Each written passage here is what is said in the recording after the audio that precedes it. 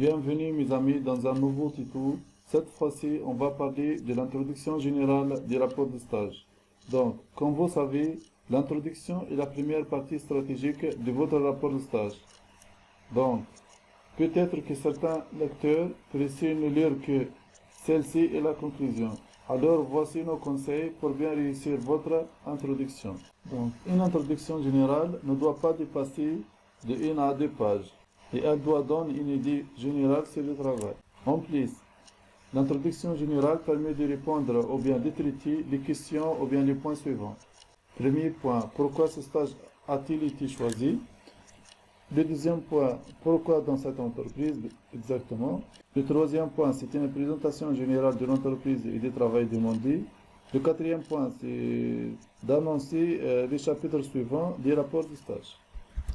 Donc, pour bien clarifier l'introduction générale, j'ai pris un exemple d'une introduction générale concernant un rapport de stage intitulé Conception et réalisation d'un site web bibliothèque virtuelle. Donc, voilà, comme vous voyez, c'est une introduction générale étalée sur une seule page. Donc, la partie en verte, c'est la partie dans laquelle on va donner une idée générale sur le travail, dans lequel on va parler de pourquoi on a choisi ce stage.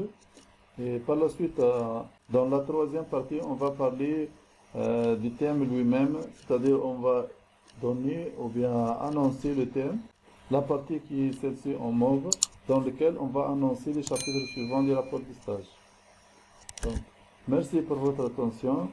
La vidéo suivante, elle va s'intéresser au contexte du travail et au cahier de charge.